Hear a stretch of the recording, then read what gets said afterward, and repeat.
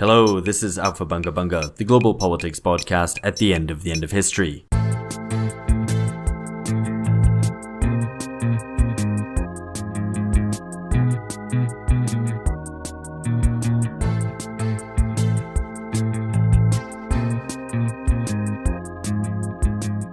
Today we're talking to Bastani, who I'm sure you'll all know. He's the co-founder of Novara Media. And I'm reliably informed we're the first podcast that he speaks to about his eagerly anticipated new book, Fully Automated Luxury Communism, which is out in the beginning of June. Here is myself, Alex Hochuli, and Phil Cunliffe talking to Aaron. Hi Aaron, how's it going? Very well, thank you. How are you guys? Very well, very excited to have this chat, which we've been wanting to have for a long time, because we are going to talk about Fully Automated Luxury Communism, of course. Your book is out next month, is that right? That's right. It's out in the US and UK on June the 11th. Excellent. Congratulations. Well, thank you. But it's also, it's a slogan which you've been running with for a little while now. And I've always been a fan. I think it's great. I think it's quite exciting, and it captures a spirit which is maybe too often lacking in the contemporary left, which I guess is and I'll let you actually elaborate on what it is rather than telling listeners what it is. But at least to me, it seems like an orientation towards a greater, more prosperous and more free future, which it maybe goes beyond the more limited promises of traditional social democracy, which would be, let's say, a council house for everyone. This seems to promise luxury communism, which sounds a lot more exciting. So maybe tell us a little bit about the slogan and then how that led towards a book. Yeah, so I started to really think about that sequence of words, I guess, maybe 2014. And I'd previously seen ideas of luxury communism, luxury for all, everything for everyone. At the same time, obviously, we were seeing changes in technology, which I'd observed with interest for years, really. And I think there was some sort of eureka moment, though I can't really isolate when it was, where these two ideological realizations kind of converged. I think it was after many years of fermentation, reading things like, I'm sure many of your listeners are very familiar with this canon, André Gorz, a certain interpretation of Marx drawing on, for instance, the Grundrisse. And actually, the more developed my thinking on this became, the more critical of those voices I was. But they did hit on something very fundamental, which is about a relationship between capitalism, between technology, human nature, abundance. And they had a certain criticism of capitalism, which was that even if one accepts that over the course of the last 250 years, capitalism has been very good at creating greater levels of abundance, what Marx would call use value, even if you accept that premise, what seems to be happening over the last couple of decades is increasingly that profit is generated from the constraint of abundance. And that's always existed to an extent, but that's becoming more and more evident over time. So you see that, for instance, in Napster, file sharing technologies in the early 2000s. And the sort of central thesis of the book is that is going to apply to ever larger sections of the economy. So I think one thing we may have to clear up before we go any further is introduce another big term, just so that maybe that it's there and then we can refer back to it. That's acceleration or accelerationism. I personally became interested in accelerationism maybe around the same time as what you said, 2014, when you started thinking about fully automated luxury communism. And it can be a problematic term because it can be seen as pro-capitalist, furthering technology on the one hand, but also increasing alienation, breaking down social bonds, and so on. And as a consequence, some people see themselves as left accelerationists. Do you see yourself as one? Does that fit into that kind of left accelerationist canon, if we can speak of such a thing? Partly, but I think I also view myself as a humanist. I don't know if you've seen Paul Mason's new book out, Clear Bright Future. And there's much I disagree with Paul on, particularly Brexit. I'm sure we'll talk about that later. Yeah, we will. We'll get there.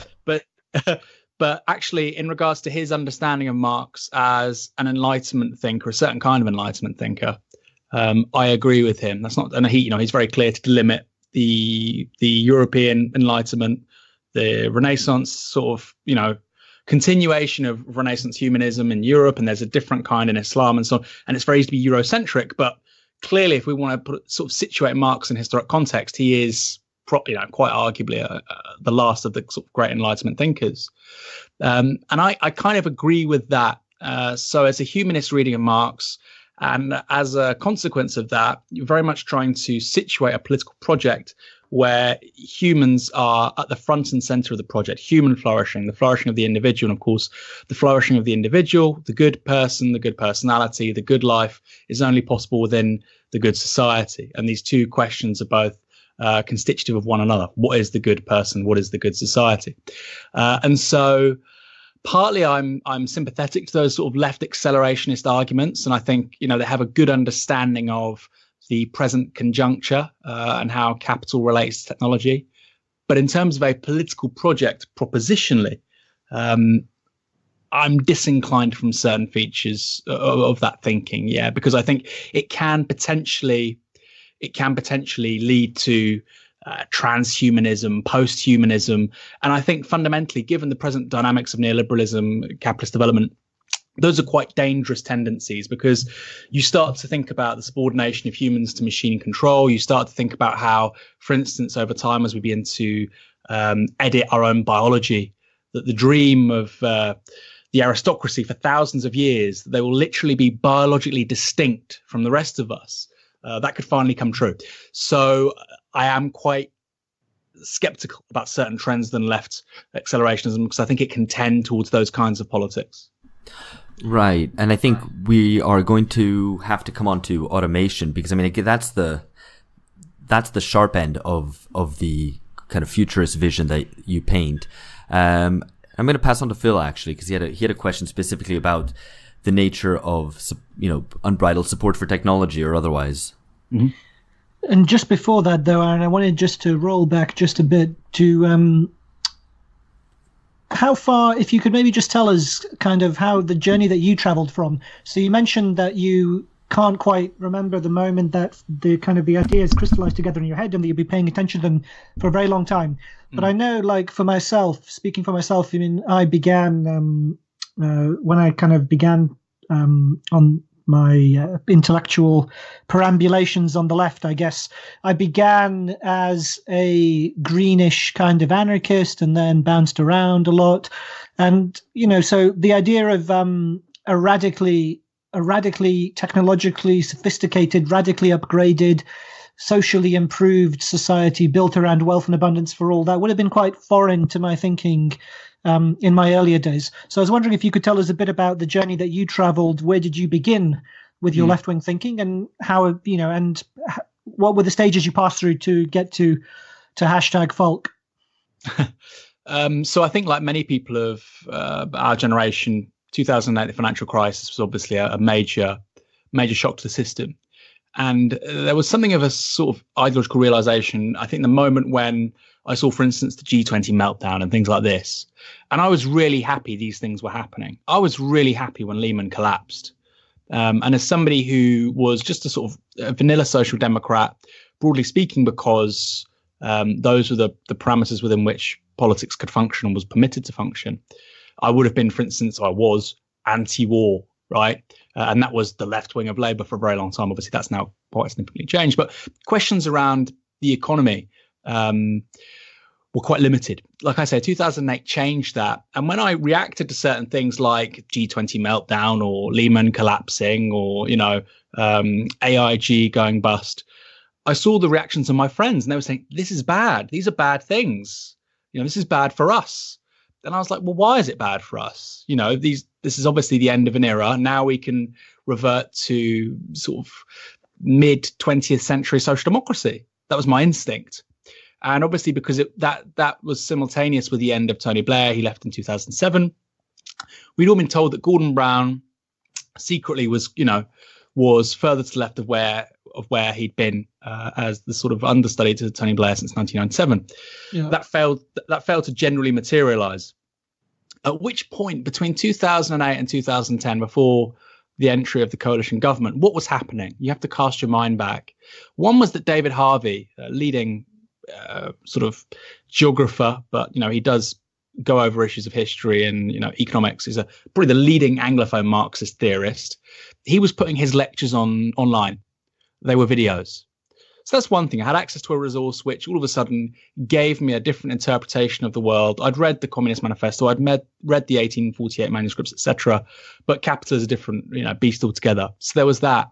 At the same time, you have the free software movement, you have copyleft and so on. There was this burgeoning cultural movement as well. And I think that those things coming together, crisis, a very felt lived decline in material expectations for people of my age, including myself, all of these things. And then you have sort of the austerity government coming in after 2010. It piqued a sort of sense of intellectual curiosity and ferment, which meant that you gravitate towards Marx. You ask those questions. You look at copyleft. You say, well, why can't we do this? We have this abundance and it's being sort of created, it's being rendered artificially scarce through the imposition of market mechanisms. And people like Cory Doctorow, Lawrence Lessig talk about those issues, or Yochai Benkler talked about those issues in the good times, right, before 2008. So I think that's a really key thing. You have Marx, you have the copyleft movement, and then you have the austerity government. And together, they sort of created, for me anyway, a sort of a several-year window where, I thought there is really no alternative but radical left politics. There is not a social democratic solution to this crisis. We do live in a technological era where we could be doing so much better, have so much more. So I think that was it over the last, 11 years, I guess. But probably like yourself, when Genoa happened, when Seattle happened, when Prague happened with the auto-globalization movement, I very much liked those people. I was on their side. But that really only sort of came to the fore with a concrete political agenda, I guess, like I say, with first 2008 and then not long after the austerity coalition. Right. I mean, my experience was kind of possibly even the other way around, but I'm going to put this to you just as a way of maybe talking about the nature of a potentially technological utopia, let's say. I mean, my perspective around that period, maybe before the global financial crisis and maybe even a little while after, was kind of an accelerationist one. I was inspired by futurist visions and the idea that society seemed very staid, needed to be combated. I mean, and this was kind of in my, I guess, political immaturity, but just wanted something to break the stasis that the post-Cold War, society in Western societies found themselves, and pushing forward technological advance seemed to be the best way to do that. And it was kind of a maybe perhaps an uncritical vision on my part. And when I think Fully Automated Luxury Communism, when that slogan was put about, I was like, yeah, this is the thing right now. And it's funny that nowadays, at least for myself, it seems that with some more actual politics going on, I mean, this is a consistent thread in this podcast that we talk about sort of the return of politics at a certain point in time, or at least that things start to be shaken up, that sort of technological utopian idea becomes less appealing now that there's actual politics going on. Do you find that as well, or? No, not really. I mean, it's called Fully Automated Luxury Communism because it has a politics, which is communism. And obviously that's a bit of a response to people that say, well, it's technologically determinist. Well, it's not technologically determinist. Otherwise it would just be called, fully automated luxury. It's going to happen. I think ultimately people recognize the scale of the problems we're facing. So yes, something was clearly activated after 2008. Simultaneously, we know that was probably the first wave of crisis, which will be followed by several others. Ecological, political fragmentation. Clearly the era of neoliberalism is going. We don't know what's going to replace it. Certain parts of the world, it may be a form of protean fascism. Will that permeate the sort of great powers, China, the European Union, the United States? We don't know. So I think now is very much the time actually to be talking about utopianism. And it is the book is a utopian project. That's not to say it's a politically impractical or impossible one. But the thing is, you have to understand that there is a great deal of fantasy required to keep the ship afloat right now when it comes to our present economic model, when it comes to how we run our societies.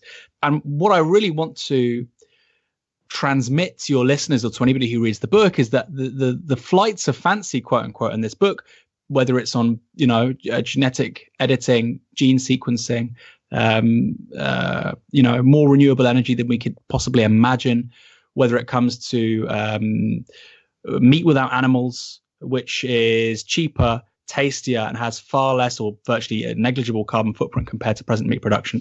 All of these things are infinitely more plausible than the continuation of neoliberalism. Yeah. So on the one hand, yes, these are utopian ideas, it's utopian thinking, but since 2008, we've very much had precisely that to ensure the present order of things is maintained. That's really interesting. And I mean, it strikes me that this point about the fantasy that's required simply to keep the current show on the road is a very striking proposition. And it seems to me it applies much more widely, not least, I mean, and we'll come to this, I expect, with Brexit when we talk a bit about Brexit a bit later, but the European Union as a project seems to me to be similarly kind of have to survive on fantastical promises just to keep this kind of status quo, the Eurozone, alive as an idea.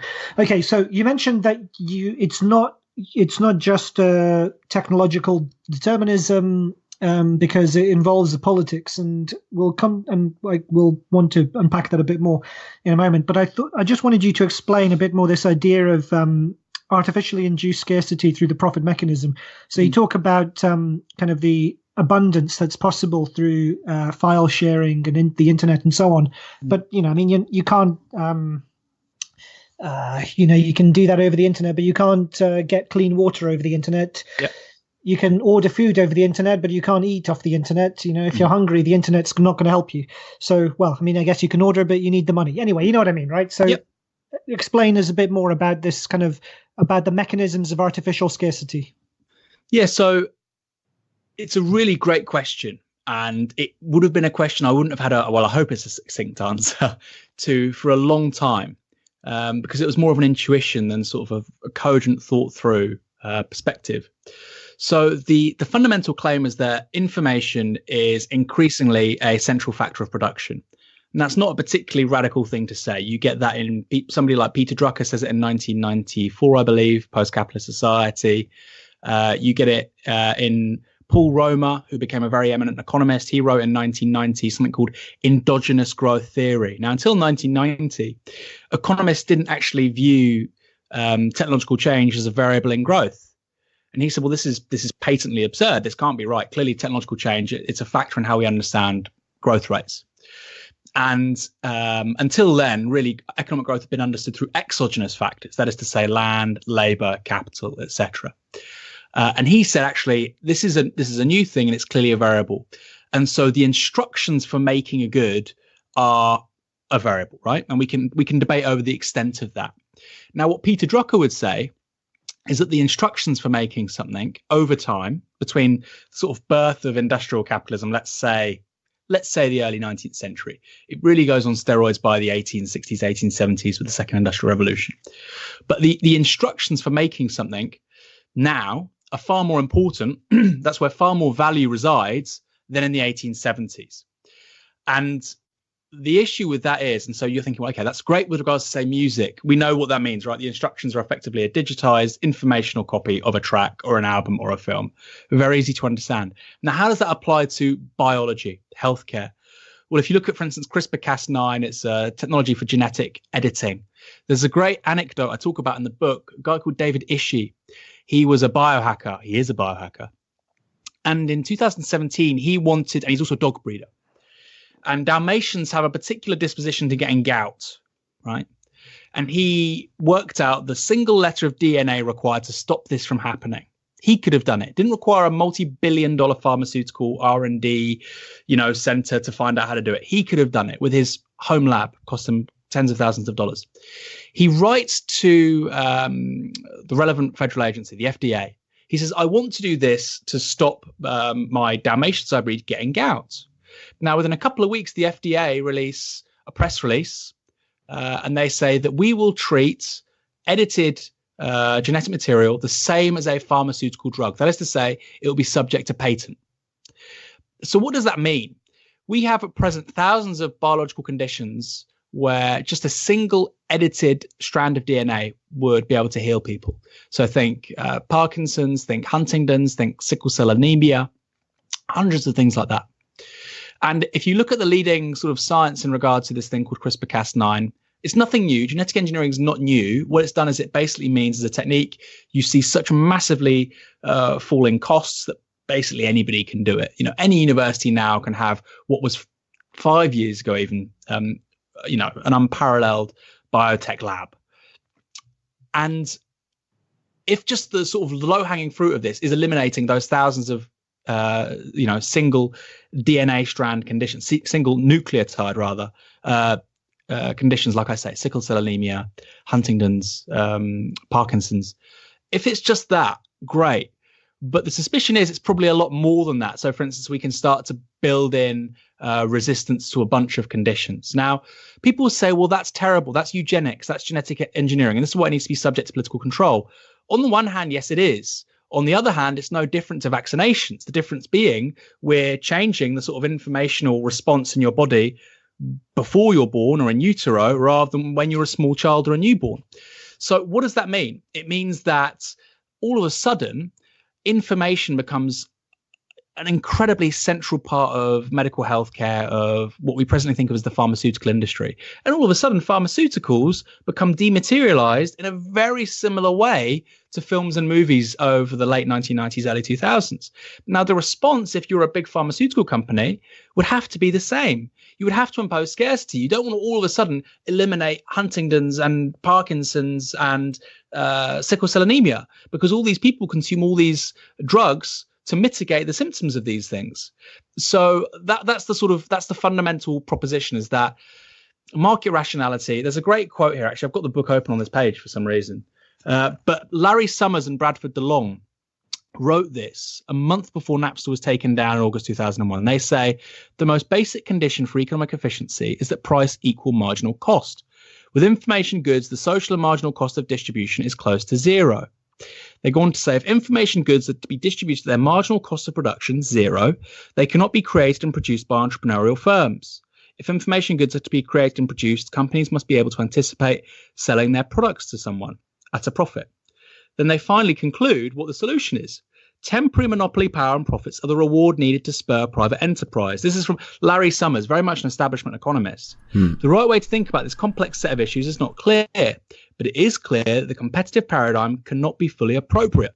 We do not yet know what the right replacement paradigm will be. So there is basically an admission that as information becomes an increasingly valuable constitutive part of the overall commodity, you have to see an increase in monopoly, a turn to rents, and so on. So like I say, we've seen that in the last 20 years with Napster, with Netflix, with Hulu, with Amazon Prime.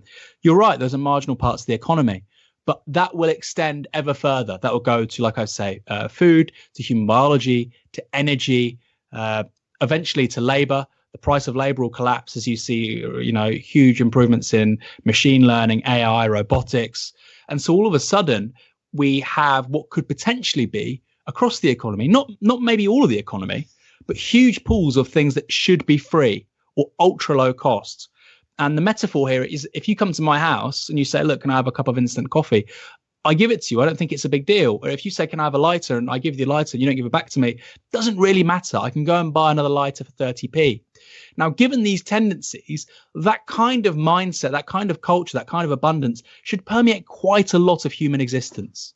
I mean, you might say, well, maybe all of it, but maybe not all of it. But, certainly within the next several decades, there should be sort of big pools of things that we can treat like that. So healthcare, education, probably food, housing, etc. We could talk about where that sits alongside a sort of historic project of social democracy. Okay, ultimately, that probably sounds quite ambitious, but then the end point is obviously probably quite a qualitatively different kind of society to what we presently have. Okay, so I want to push you a bit more on this, because you say it's not a technological determinism, it's a politics associated with the project, but surely the point is that what you're describing is simply the dynamics of capitalism. So we will get more, we'll get AI, we'll get more machines with that improve productivity dramatically. We'll get the possibility for manipulating our genome and all of these things. But it will all be contained within a particular framework. And so there won't be any, these technological developments of their own accord can't push us anywhere. I mean, I'm sure, this is and I imagine you talk about it in the book, but, this goes back to Keynes's claim from the 30s that already by now that we should be working, we would only need to work a few hours a week if it was, and we could still enjoy a life of leisure. And the reason that we don't is that capitalism finds ways to perpetuate particular forms of social structure, the way wage labor and so on. So surely, I mean, these things won't, in what you're just saying, it sounded as if you're suggesting that the technology itself inevitably pushes in a particular direction. No, I'm saying that, for instance, I will say is inevitable under capitalist dynamics is that inevitably, given these changes, there would, as I've said, under capitalism, if you're producing a good or service, you need to make a profit. So there would have to be a turn, as we saw with music, with film, towards rents, towards monopoly. And so that's what, the economy will increasingly resemble. So this chap, David Issue, who wants to change the genetic material of his dog, he wasn't allowed to do that. So what would that look like in the future? You might have ultimately, like right now, we have something very similar with patented pharmaceuticals, right? You saw it with retroviral drugs and, the crisis of AIDS in sub-Saharan Africa in the 2000s. It's kind of been somewhat surmounted. You can imagine that, but really, taken up a couple of notches with what these technologies can do. And so I'm talking about, in order to maintain profit, you see an imposition of artificial scarcity amid conditions of abundance. Another one could be renewable energy. This is an amazing statistic. Enough sun hits the Earth's surface in 90 minutes to meet human demand for an entire year. So we've always had a prodigious amount of energy coming to us through solar energy. We've just never known really, or economically, how to capture, store and distribute it. By the early 2020s, that will begin to change. And because solar or renewable technologies they're basically getting cheaper by double-digit percentage points basically every year, have been since the 50s. Now, if that continues through the 2020s, 2030s, 2040s, if you're a capitalist enterprise, it's very difficult to sell something which is getting permanently cheaper. And so that's at odds with the capitalist mode of production. Now, I'm not saying that blows up capitalism. Somebody like a John Holloway would say that, right? What I'm saying is there is the conditions there for a potentially new kind of political project based on technological changes which have to be met with an accordant politics, and that's not inevitable. Actually, things could get far worse than at present. Capitalism may actually be quite good. I personally wouldn't like to see, for instance, the Chinese state get hold of an all-powerful AI. So there's a lot to unpack there. But I want to come at the. Sorry, Aaron. I just wanted to come at this from a slightly different angle and maybe even an opposed angle to the line of Phil's questioning, which is that maybe this technology doesn't emerge precisely because the lack of forceful working class movement which will raise wages and make stuff like automation actually attractive to capital isn't currently happening. So actually we end up with a very degenerate, undynamic capitalism, which at the same time feels like it's speeding out of control. I mean, that's one of the paradoxes, I guess, of our age, that things feel like they're speeding out of control. There's new technology everywhere, and yet it's less innovative and less dynamic than it was a century ago. So, I mean, should not the starting point instead be actually just basic working class organizing for, basically trade unionism? I mean, is that not a better starting point? Well, the last three chapters are basically about what the political program is, and that is the starting point. It's very much the actual concrete proposals are things like the Preston model, universal basic services, etc. But ultimately, those have to be situated within a broader understanding of what's happening. Otherwise, the forces of capital, elite class interests, will always override you. You need to have a vision about where the economy is going, with these things fundamentally underpinning it. So you said, for instance, what if the technological change doesn't happen? So, for instance, if we look at what companies, and it's not just companies obviously doing this, you also have nation states.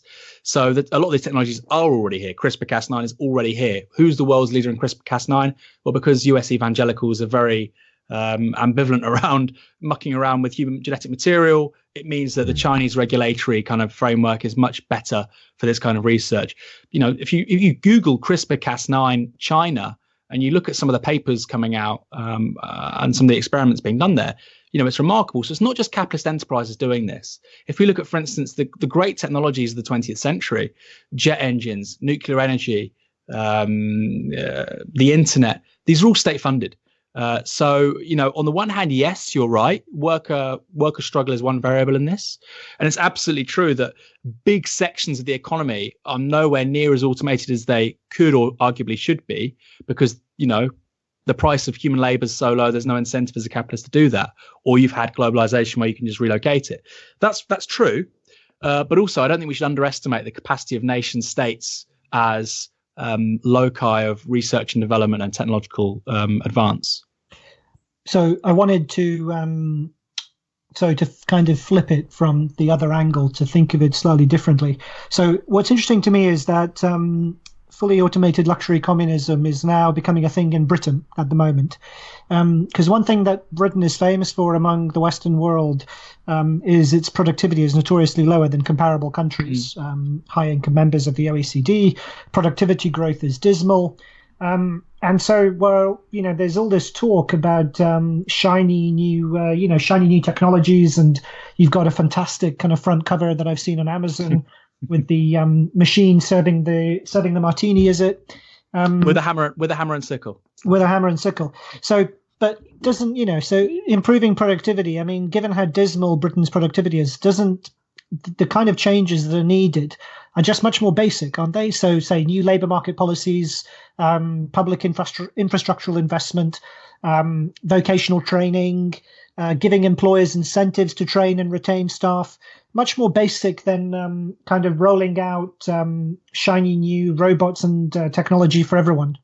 I mean, like I say, the political prospectus is precisely that. It talks about socializing finance. It talks about expanding the cooperatively and worker-owned economy through socialized finance, through municipal protectionism, effectively.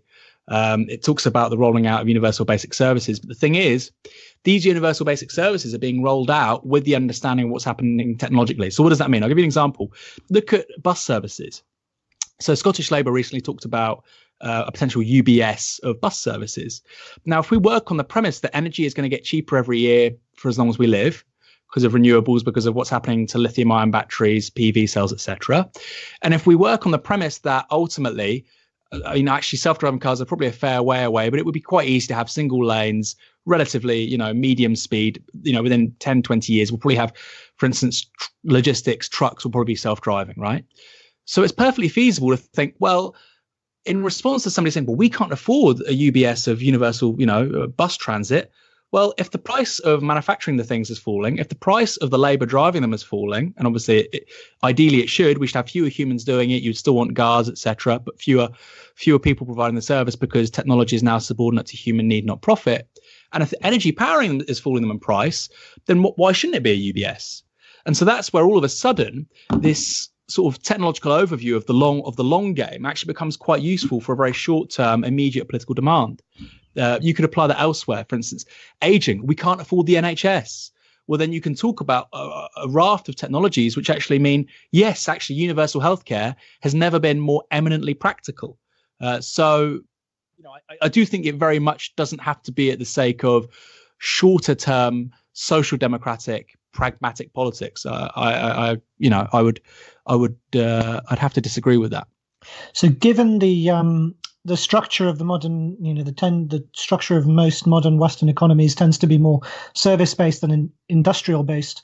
How does the shift to the service sector in advanced economies, how does that fit with the story you want to tell, and how does it relate to improved productivity? Because notoriously, improving productivity in service industries is much more difficult, say, than just rolling out new machines on a factory assembly line, for instance. Yeah, I mean, the thing about productivity is, it's a great question. So I think there's a few things going on here. Britain clearly has terrible productivity because we have just this infantile ruling class, right? And we can talk about the reasons as to why that is, the Nairn Anderson thesis, how it's actually not a capitalist ruling class, how empire impeded, innovation, a culture of innovation, really until we joined the European Union, one might argue.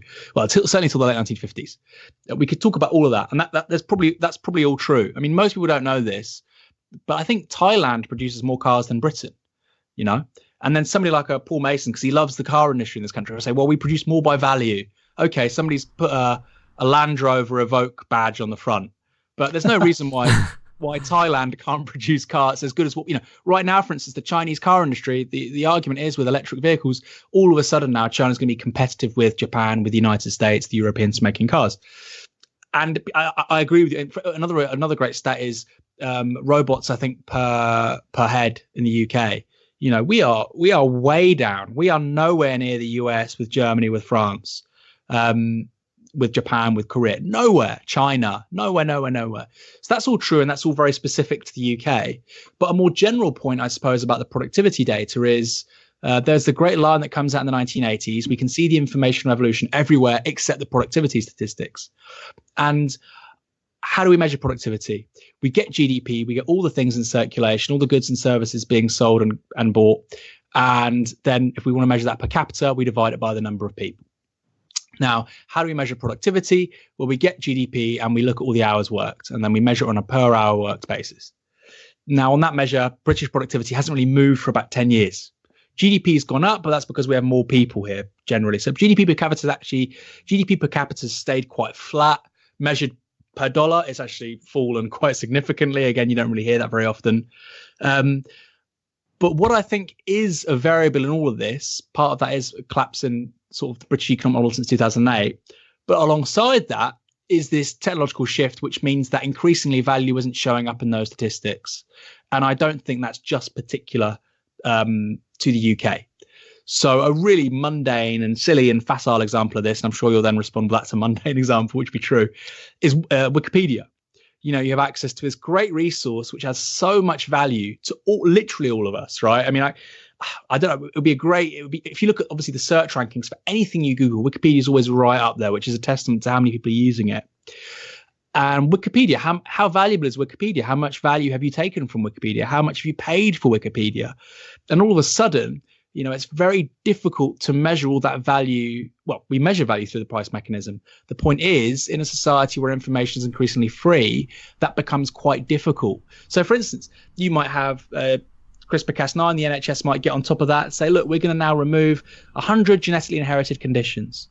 And that can happen over 5 years. And the next generation, there'll be no further generations that will have this, like with smallpox and, the World Health Organization after the 70s. Where does that show up in the productivity statistics?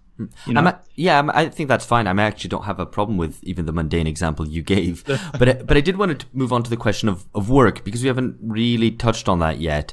And obviously the question of automation brings with it the question of technological unemployment. And I wanted to know what your thinking is on this at this stage, because I think, the question of post-work, we've discussed it a lot on this podcast, is a problematic one. I mean, it really puts into question a Marxist conception of politics, whereby work is a site of leverage that labor has against capital. And if people no longer are gainfully employed in capitalist manner, that does take away that leverage. So what is the vision of politics then? So maybe I need to ask you first, really, what is your vision of automation and the consequences of it?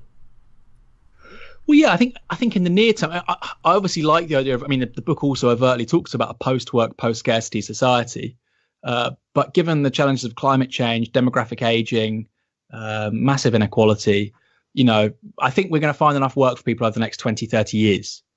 We need to rewild huge swathes of the planet. We obviously need to retrofit all of our buildings. We need to install huge PV capacity. Why do we need to rewild? We need to rewild. Well, inevitably we would rewild if all of a sudden we're starting to use cultured meat. All of a sudden, naturally, you'll be using far less land for agriculture than what we presently do anyway. So that, would we want sort of like, would we want a kind of a heath, or would we want a nice big forest? I suppose that's a question for the public to discuss, but I personally would quite like forests and wolves and stuff like that. In terms of I'm all right with that. No. You don't want wolves. I don't buy this. Let's not get stuck on this one. The question of rewilding is also about, okay, how do we rapidly reduce concentrations of CO2 in the atmosphere? It doesn't need a new technology. It just needs to plant loads of trees. And China's planted a lot of trees in the last 10 years. People talk about the Green New Deal. That's the kind of thing we need to be doing. And it's not that we sacrifice anything to do that. As I'm saying, if these changes happen in agriculture, we're using far less land, labor, energy, water, far lower CO2 and methane footprint for agriculture. All of a sudden, it will mean that that land can be given over to something else. So the rewilding strikes me as regression in a way, or a weird kind of nostalgia and a refusal to face up to the full implications of the technology. Instead of mastering nature and transforming the relationship with the natural world, it's instead kind of trying to restore something which is only a kind of nostalgic vision of what life was. And I don't want wolves because, everything I've seen about them makes them seem dangerous and nasty. But I mean, I take, rewilding notwithstanding, I take your point. But I would say also, though, surely it's just nuclear power we need. So I put this point to James Medway when we had him on a few podcasts ago. And, surely it's not even trees. All we need is, and we have the technology, like you say, all we need is lots and lots of nuclear power and maybe lots of investment in fusion power as well to make it viable. So on the one hand, that's absolutely true. If we had to decarbonize in the next 5 years, absolutely nuclear power would have to play a role in that. And that's definitely something to talk about. The reason why I don't think it's right is because, as I've said, you see changes in the price performance of wind, of solar. It's falling by double-digit percentage points pretty much every year. It has been for a really long time.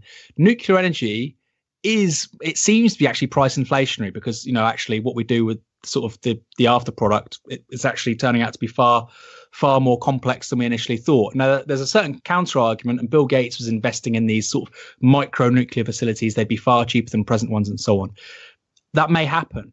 But what we know about nuclear energy at present is that it's not price volatile like fossil fuels, but it's certainly not deflationary. It's certainly not getting cheaper for the rest of your life.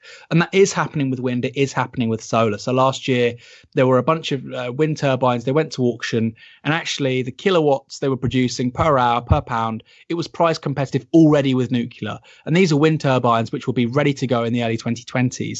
So that's my argument in regards to why not nuclear. Although that said, I think it's a perfectly coherent argument to say, well, given this would be such a quick transition, given we wouldn't have massive levels of storage. Obviously, energy all of a sudden moves huge amounts of present energy production go over to electricity. It's a major disruption. You probably need some nuclear, maybe 20% of the energy mix to ensure continuation, or if there's an emergency, you can amp up production, etc. I mean, I can buy that. But I think if you're looking at energy and you're looking at the tendencies towards zero margin cost at getting cheaper forever, you're looking at wind, you're looking at solar. So that's my response to nuclear.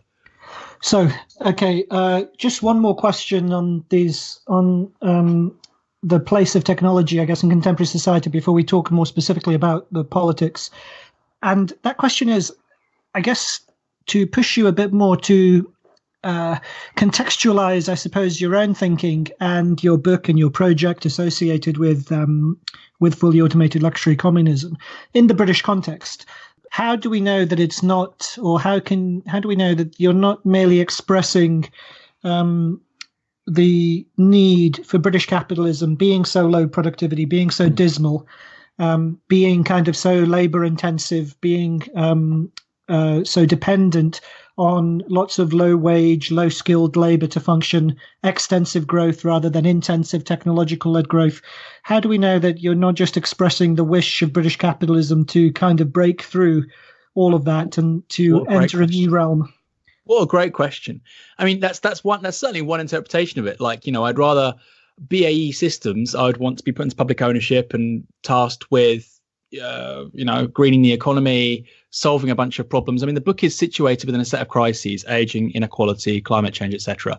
BAE, and I think it's the biggest employer of engineers in the country. BAE should be trying to solve these problems rather than make weapons. Now, a quote unquote enlightened capitalist who cares about the interests of the British capitalist class, I imagine, would think the same thing. You're absolutely right. But the question is about what's that being subordinated to? And I'm saying it should be subordinated to less work, a greater amount of use values being given to ordinary people and subject to democratic control. So I do think neoliberalism is on the way out. I think ultimately also the far right hasn't really got a coherent political project So, well, not in Europe anyway. I might be wrong. Long term, it certainly can't deliver rising living standards for anyone. Mm-hmm. It certainly can't really address the climate crisis.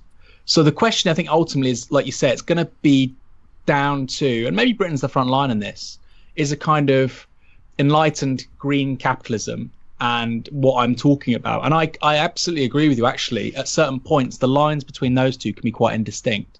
Just by virtue of the kinds of coalitions and alliances we're going to need to build in order to break with neoliberalism and to ensure that we don't see an insurgent far right. Hey, just a quick insert, though I'm loath to break up this really interesting conversation. You'll have seen we've launched our Bunga membership on Patreon. You can sign up for a basic $5 a month or more. Our fortnightly episodes, though, will remain free, with additional episodes and bonus stuff for members only. It's patreon.com/bungacast. And huge thanks again to everyone who has supported us since the beginning of the year. We really do appreciate it. If you're new to us and this is your first Alpha Bunga Bunga episode, follow us on Facebook, Twitter, or Instagram at BungaCast. Okay, I'll shut up now. One dividing line, one sharp dividing line between, say, the most enlightened, greenest, rewildingest capitalist you could find, and there's a big. I mean, I don't want to rewild. No. I'm just some fetish for nature, which is a legitimate thing. I agree with you, but no, I'm messing with you. But the point being, anyway, you know, the sharp dividing line between say an enlightened capitalist and the left. Traditionally the sharp dividing line was the dictatorship of the proletariat. So a working class state, a proletarian state with its own political institutions that entrenches the rule and the control of the majority. And that this is not only the dividing line, but also necessary, according to the classical Marxist canon anyway, as the transition from socialism to communism. Yep. And the communism being, which we haven't talked about. So we've talked plenty about kind of technology, productivity, economic structures, the labor market, and so on. But the other definition of communism was a stateless society. So where does the dictatorship of the proletariat and the withering away of the state fit within the picture you want to paint? Yeah, it's a great question. So I talk a bit about the distinction between socialism and communism. And I refer to Capital Volume 3. Marx talks about socialism as still being in the realm of necessity, where there's scarcity, work that looks, to all intents and purposes, kind of like wage labor, or it's not. And then he talks about communism, which is an escape from the realm of necessity into the realm of freedom. And there you see the end of any distinction between work and play, between mental and physical labor, and so on. So communism is quite distinct from socialism. And Marx said something else, which is quite frustrating. He said, I'm not here to write recipes for the cookshops of the future. So the cookshops of the future he was referring to, although he often did in his defense, the cookshops of the future were basically what you're talking about here. So that transition first to socialism, which is as much a political as an economic project, which is to say it's a reordering of the constitutional and legal ordering of society. That's the socialism bit. And then as I understand it, that then lays the path to communism, which is, to all intents and purposes, a technological outgrowth of socialism. So the political transition is taking place between capitalism and socialism, and then the socialism he would claim would veer gradually to the ever diminishing importance of human labor and overall production, the fusion of mental and physical labor, the end of any distinction between work and play. I think broadly speaking, that's an outgrowth of technological change. The politics precedes it. And what I view as the historical agent today, you're saying, of course, the proletariat. I mean, I would agree. Anybody who has to sell their labor for a wage to live is on our side, and we need to transform society. I would add to that, obviously, people in unwaged work, whether it be social reproduction of labor power, whether it be, raising kids. You would add it. You'd also add a global quote unquote unnecessariat, which will only get bigger because automation means that kind of trajectory of development, which we saw with South Korea, with Japan, with China, that probably won't ever happen, or not to the same extent in Nigeria or Indonesia, simply because humans aren't as necessary for production of manufactured goods. So I would say that it's kind of the multitude is the best way to put it. Although I don't really agree with much the politics anymore, sort of espoused by somebody like an Antonio Negri. The multitude is a good way to put it, but more or less it maps onto a sort of economistic Marxist understanding of the working class. Although culturally, in terms of social signifiers, etc., they might not look like the sort of industrial working class, industrial proletariat. It's people who fundamentally need to sell their labor for a wage, who don't live off rents, who don't live off assets, who don't live off the work of others. I'm glad actually you mentioned that. I was going to ask you about the politics of today because you had suggested it, and ask you about what the political program of fully automated luxury communism looks like. So this is going to be, I guess, two prongs. One is how does that very optimistic, futuristic vision connect to current consciousness, current class consciousness, to the extent that it exists, which is, I guess you could say, defensive, and it is, reacting to a world spiraling out of control and a desire to hold on to some certainties that there might be. And you can interpret that in various different ways. One could see the Brexit vote as one aspect of that, or one permutation of that. But I also want to ask about this thing that you finished with, the notion of the multitude, because that's a situation in which I guess politics is more political in the sense that it doesn't take place in the workplace, because you have this how did you term it, the unnecessariat, or yeah. I hadn't actually heard that term before, but I mean that's basically it. That does that not mean that the vision of politics is an insurrectionist one, the one that the masses just take hold of the public square, rather than progress being eked out incrementally in the workplace and perhaps explodes beyond the bounds of it? Yeah, so there's obviously a certain autonomy of the political. I mean, I'm not prone. I think a lot of the insurrectionist stuff grows out of a kind of a fetish for non-reproduction. And so if you look at the growth of, say, ruin porn after 2008, and I love to watch. Just to anybody listening, sort of. Yeah, I was just going to say, clarify that quite urgently. I love the Lukey, the riot dog. People are familiar with this. I find these things interesting and fun and so on, but I think that fetish for the non-reproduction of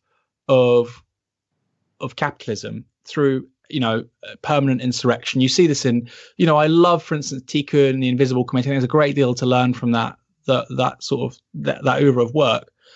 I do think that fetish for non-reproduction, which I say you see also in ruin porn, I think it's really a dead end politically, and it's why I would pay, for instance, in Britain, I would place a great deal of importance on democratic political party, which isn't a trade union. Obviously, trade unions are huge, and clearly leverage in the workplace is, I think, arguably, is still probably the leading force of political economic change. But you have a political party to transcend that. Obviously, we're an aging population. You have more pensioners. You have people that work multiple jobs, etc. And I think one of the queries for the left for years was, which they loved, they love these Jeremiah ads where everything's going to shit. And they say, how do we encompass all these identities? And, we need local grassroots democracy. And, the political party, to an extent, I mean, you might not agree it's the Labour Party, but the party form, to an extent, deals with a lot of those questions. And I think seeing a return to the party form in Europe and North America, I think, is quite a key thing. And so, I think party politics does a lot of that, and party politics, and that's one of the projects of why I'm involved in Labour. I don't just want to see a Westminster Labour government. I mean, that would be great, but I also want people to have an expanded understanding of politics, which is more than just voting. And almost counterintuitively, that actually means getting involved with the Labour Party rather than ignoring it, I think. Well, I'm on board with that. I think we then do need to segue on to the big political question of the day in the UK, as to how these things play in the developing world. I guess I heard that your book is going to be translated into Portuguese. Is that right, for the Brazilian market? So that's right. Yeah. So far we've got Swedish, Brazilian, Portuguese, what else? Korean and Japanese. Well, okay. So it'll be interesting to see how that idea sort of plays in a context like Brazil, where actually the precaritization has been accelerating over the past 2 decades. So, and has been facing deindustrialization and so on. So that'll be interesting to see. But I just want to park that for a moment and actually turn to Brexit as we said we would. What is your current view on Brexit? What's the state of play? Because I don't think, obviously, no one's happy, right? Yeah. I mean, I'm always optimistic, and then I suppose that's just a sort of personality trait, and you don't want to confuse that for a correct political analysis. I think fundamentally, if you look at the European elections, I suppose that's salient to your audience. They're coming up. What's going to happen? The Brexit Party is probably going to get more or less the same as what UKIP got in 2014. I think probably slightly higher, maybe 5% higher, which will be huge. But the reality is, and people have short memories, UKIP coming first in a national election in 2014 was also huge. The BNP getting almost 1 million votes in 2009 was also huge. So that's not new. The SNP in 2014 pushing IndyRef to 45, 55, getting all those seats in 2015 in Scotland. These are quite new times. And so these are new times rather, but they've been here for a while. So since 2008, right? The 2009 European election was when the BNP got almost 1 million votes. So strange things will happen in the European elections coming up, but that's not necessarily something to worry about. Strange things have been happening for a while now. The big shift is going to be the Tories are going to collapse, right? So obviously UKIP came first last time, but the Tories were still there or thereabouts. The Tories are going to collapse. The question is, where does most of that vote go? It probably, a lot of it goes to the Brexit Party.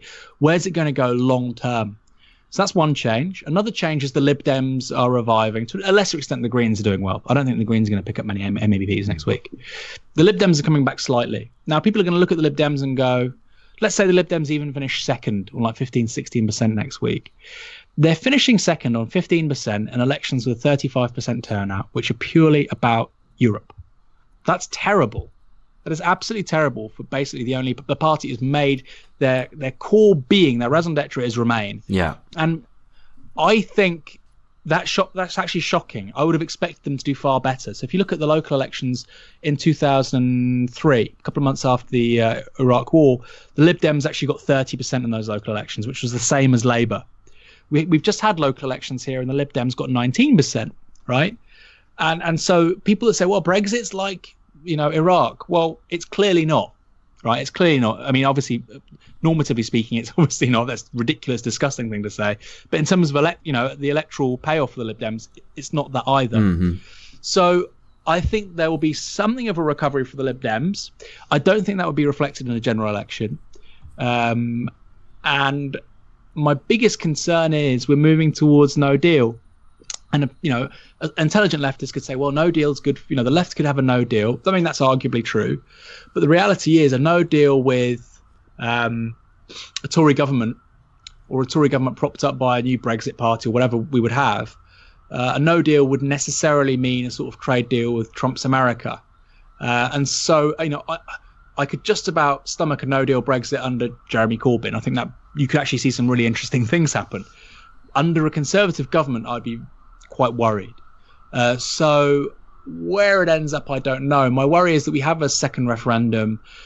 Again, the sort of liberal elite think that no deal wouldn't be on that. It would have to be because 40% of the country wants it. They can't just keep on taking from these people. They can't just say, oh, actually, the first referendum doesn't count. And the thing you want, by the way, won't be on it. So my worry is we move to a second referendum. That poisons the next couple of years of British politics. It dampens down the kind of insurgent sense of political possibility, especially on the left. And then no deal wins and it powers a sort of right-wing project. To which there's then two responses. Well, where does the left sit in within that no deal thing? I think as long as the right's in power, you saw Claire Fox taking part. Sorry, go on. No. Well, I just wanted to say, I think Phil will have more to say on this than I will. I'm in Brazil, so I don't follow it as intimately. But my sense is that the political elite will do everything possible to avoid no deal being a serious option on the table. I was going to say, I think the no deal won't happen simply because the capitalist class won't let it, which isn't to say that it couldn't happen inadvertently by accident. But I think it's simply the parliament as it stands and the ruling elite, the ruling class insofar as it exists, I think it would be a collapse of the British state, the British ruling class, effectively no deal. So I think for that reason, it's simply highly unlikely. But I wanted to, I guess, beyond Brexit, to contextualize it within and to pick you up on two things you've mentioned before. So you once called the European Union the least democratic political system in the Western world, and it was a great turn of phrase, and I use it frequently, citing you. And I wanted just to see if you still stand by that, and if you still think it's fundamentally a barrier in the way of greater democracy. Yeah, I'm very open about saying that remain in reform isn't a thing. It's never going to be a thing, which is why you're seeing this pivot now to remain in revolt, which is basically, well, we'll remain, but we just won't do anything the European Commission tells us to do. Well, you could do that in a customs union as well. I mean, it would, or I don't really get the thinking, but the idea of remain in reform is implausible. I mean, we've got these European elections next week for the European Parliament. I don't like to go into this too much now because obviously it's such a sort of rancorous political issue. But we aren't electing parliamentarians to a parliament who are, subordinate to parties. These groupings they're in on the left and the centre and the right, and then, the various right groups and the Greens, these aren't political parties in a sort of formal sense that we've understood for the last couple of hundred years. There's something entirely different. And who do they represent? You go on your street and you ask the average person, who's your MEP? Right? They won't know who they are. Now, I understand simultaneously how many people know their MP or their councillor, and that speaks to a broader sort of degeneration in our political culture. But MEP, I can guarantee you, is absolutely at the bottom. I'd be surprised if 1 in 100 people knew who their MEP was. No, you're right, of course. And I think that speaks to the sort of democratic deficit at the level of the European Union. Some people say, well, we can overcome that. We need to give powers to Parliament, take them away from the Commission. But look, if 1 in 100 people don't know who their MEP is, how's that going to work? That's probably, if anything, that's going to be less accountable, because at least with the present situation, we have the Council of Ministers, we have the European Council. It's intergovernmental, that is to say, elected heads of state, nation states engaging with one another. Then you have the Commission, then you have the European Parliament. The idea we would abrogate more powers to the European Parliament when nobody knows who these people are, hasn't really got a formal party system. I mean, I think it's a real backward step in democratic culture, actually. Yeah. And it's a shame. It's a shame that the right owns this, and they own it because they've been talking about this for 30 years, right? Okay, so let's actually get to this, because this is maybe the crux of the matter. I guess maybe it's a bit tragic that into the political desert of the 2000s to 2016, until 2016 basically, that this possibility of this referendum emerged, and it emerged from the right, and it actually did lead to a sort of revolt. I mean, it still remains the case, I think, or maybe I want to ask you this. Do you still see the Leave vote as a revolt against elites? So the follow-on question to that is, how can the left lead Brexit, given that the Labour Party membership is to a certain extent bound by its Remain voting constituency, or it's at least torn? So how do you chart that way forward? Well, so firstly, 2/3 of Labour seats voted Leave. Yeah. 2/3 of Labour target seats voted Leave. So from a purely electoral sort of set of motivations. No, absolutely. Sorry, I should have said the Labour Party membership. I might have said constituency. That's absolutely right. So you've got the memberships kind of at odds with, and the membership tends to be focused in bigger cities naturally. And so the membership's at odds basically with these Labour seats. And we have to put another cleavage over this, which is of course age, right? Older Labour voters are going to be more likely to be Leave voters. And then, alongside that, older voters generally voted to Leave, right? And so somebody like, a Paul Mason, or I'm trying to think of a Remain and Reform person, who are the big thinkers for Remain and Reform? Some of the smarter people around, like FPP and stuff, who don't want Labour to die, would say, well, look, this is your core vote, it's your membership, and ultimately this is the electorate of tomorrow, which may well be true. I mean, we know, for instance, in Italy, it's not true. Younger people are actually the most Eurosceptic. That's contingent. That may change one day. We also know, for instance, that the very oldest actually voted to Remain, and that it was really sort of the people in their 80s voted to Remain. The argument is, well, they remember the war and so on. So this idea that, oh, well, they've died now, and now people would vote Remain, that's actually statistically not true. If anything, Leave would win by maybe a bigger margin at the moment. But the argument is this is the electorate of tomorrow. And I just think that's a really bad way to proceed politically. I mean, it's a good thing to think, okay, well, in 10 years' time, what will be the most salient issues, et cetera? A national care service, for instance, because we've got an aging population, fine. But to presume that, the majority of the electorate in 10 years' time would want to be hinged to a project which will be falling apart at the seams, because the Eurozone will be, I think is strange. Even the question of free movement. It's more than strange. I mean, it's deranged, I think, and I think you're absolutely right. But it's also an abandonment of politics. It's imagining that things automatically follow from demographic shifts, social changes, rather than having to actually persuade people to particular points of view. So maybe on a less optimistic note, and I think we should probably finish on an optimistic one after this. But you had another tweet which also stayed with me some time ago now, where you noted the degree of polarization in the country over Brexit, and you were saying this is how civil wars start, and it was in the context of the tremendous intransigence of the Remainer elite, effectively, the unwillingness to accept a democratic outcome, the willingness to subvert it, to outflank it, to delegitimize it, to call into question the capacities of ordinary voters, and so on. Do you think the country is still just as divided? I mean, I think it's absolutely as divided. And I think that tweet as well, that's not said sort of flippantly. If you look at the challenges, the sort of systemic challenges we're facing over the next 20, 30 years, aging, environmental breakdown, etc., etc., the right has ready-made responses to this, right? Close the borders, blame people who aren't from here.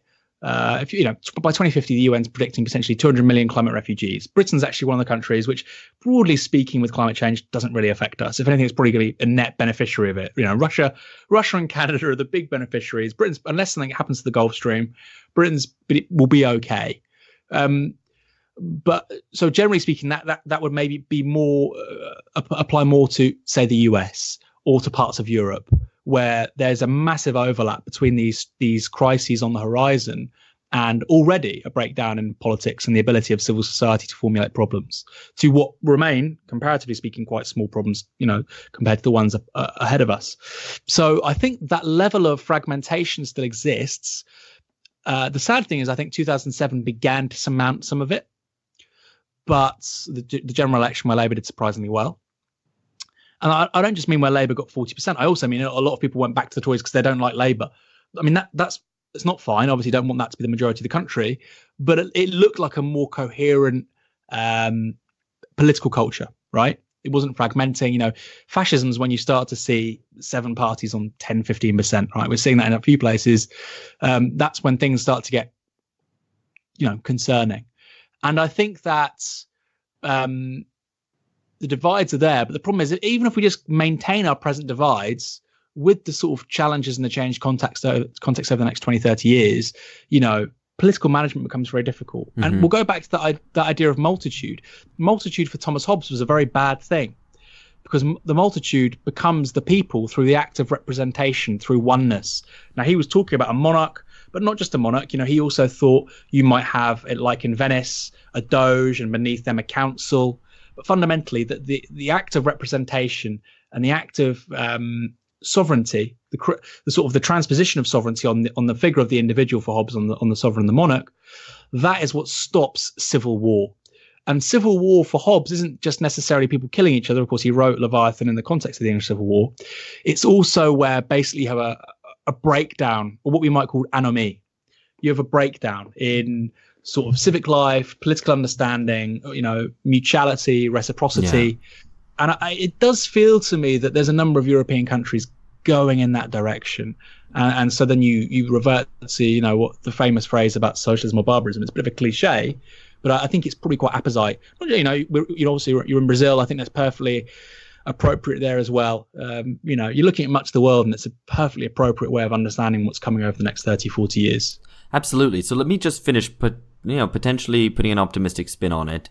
It might be a little bit doomly at the same time as being optimistic, I guess. But we like to kind of periodize the present on this podcast. That's a little bit it's a major part of the project. And I guess one could say that at least, in Britain, politics isn't going back in the box.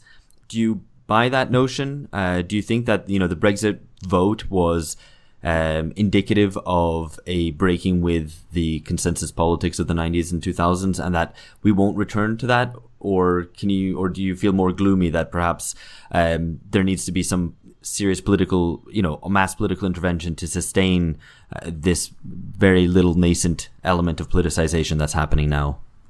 I think both. I mean, we obviously need a major political intervention, but we need to have that intervention because it isn't going back in the box. And if we don't stage that intervention, then, the far right, the ethno-nationalist right will. That thing about, and this is a cliche, the whole thing about may you live in interesting times, and actually that isn't a phrase, or, it's a curse. I think there's actually something to that. And I know, I never would have thought prior to the crisis, prior to 2007, when nothing really happened, right? prior to that, I never thought I would say that. But, you know, these eras do come with enormous problems. And now we can actually look back, you know, Aula Minerva. Now we can look back at this period from the early 1980s. And of course, there were moments of political contestation and so on. But really, well, the 1990s in particular, all the way through to 2008. And you think, how the hell did you see that level of political management, that level of orthodoxy maintained purely through economic relations, right? Yeah. And it's remarkable, and it's now ended, or it's ending. And the concern is, and I think the neoliberal individual, the neoliberal subject, has been so hollowed out of any kind of ethics, of any kind of morality, that it's kind of worrying. So, for instance, there was this poster up today in Christchurch, led by donkeys. It's kind of like a Remainer agitprop thing. And they put up this poster quoting Anne Widdecombe, who's a Brexit Party candidate, about how gay sex is bad, right? And it said target gay people. And, you know, and obviously for them, they're from London. That's an appalling thing to say. Most people disagree with it. But Christchurch MP is one Christopher Chope, who's probably the most homophobic MP in Parliament. He's a really bad person. In Christchurch, maybe 30% of people would agree with that. They won't even know it's meant to be ironic. And no, I'm being deadly serious. Yeah, no, it's kind of, you're absolutely right. I know Christchurch. I've got a family background close by as well. So yeah. I mean, it's you know, it's a serious thing. And so the question is, the neoliberal subject wouldn't die for anything. No, I don't want to die for anything. You know, I don't like the idea of dying for something. But there are really treasured things out there. So right to a fair trial by your peers. Innocent till proven guilty, all kinds of sort of civil and political rights, which over the 60s, 70s, 80s, we rolled out to new groups, right? Equality under the law. And they could be rolled back. I actually think they could be rolled back far more easily than we realize. And what's the basis for them? Because they were often legislative. They often weren't won by mass movements. You know, what's the real basis for them? Really, you know, in society, who's going to argue over the kitchen sink with their uncle or their kids or their mum about, you know, realistically the right to abortion? You know, you're going to have very emotive arguments. It will happen all the time. But, you know, who are the major social actors choreographing that at a sort of macro level? You know, historically, it's been the labor movement. Historically, it's been, you know, national liberation movements. It's been all kinds of actors. And you know, that's what we now as socialists need to step into, that sort of that vacuum, because these are the sorts of debates that are going to become alive again. Because, you know, the neoliberal subject is not enough to defend the gains of the 20th century. It's certainly not enough to, you know, although the economic gains have been eroded for a while, it's certainly not enough to even, you know, maintain the sort of civic and political ones. There wasn't exactly not exactly an optimistic note, but an apposite one, I think, and a really good one, I think, as well, on which to finish. Absolutely. Well, great. Thanks very much, Aaron. My pleasure. It was a real pleasure talking to you guys. All right. Thank you very much. Cheers.